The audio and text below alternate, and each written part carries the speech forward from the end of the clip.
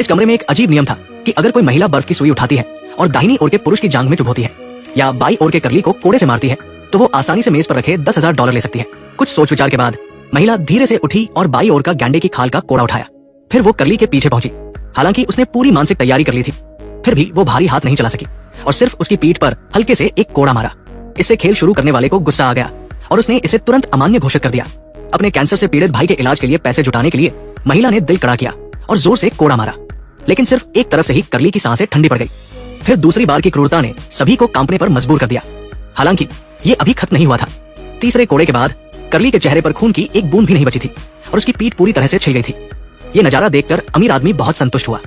करली को इतनी बुरी हालत में देखकर उसे मन ही मन बड़ी तसल्ली हुई, लेकिन खेल अभी शुरू ही हुआ था। अब बारी सूट वाले पुरुष की थी। उसे चुनना था कि बर्फ की सुई से महिला की जांघ में चुभोए या फिर करली को 3 बार कोड़े मारे। अमीर आदमी के शब्दों ने दोनों को चौंका दिया। सूट वाला पुरुष न तो पहले से घायल व्यक्ति पर कोड़ा मारना चाहता था और नहीं एक महिला पर हाथ उठाना चाहता था, लेकिन अब वो खेल में फंस चुका था और सिर्फ मौत ही उसे इस कमरे से बाहर निकाल सकती थी। अब सबके फोन की बैटरी कितनी है कमेंट में बताएं।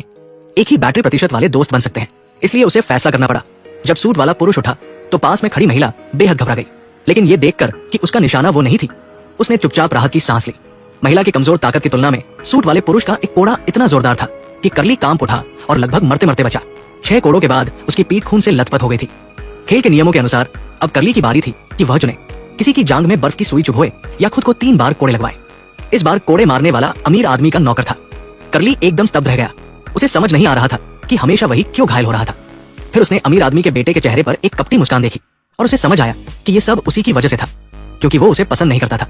करली जानता था कि बर्फ की सुई से किसी को चुभोने से अप्रत्याशित दुर्घटना हो सकती थी, इसलिए उसने चुपचाप सहने का फैसला किया।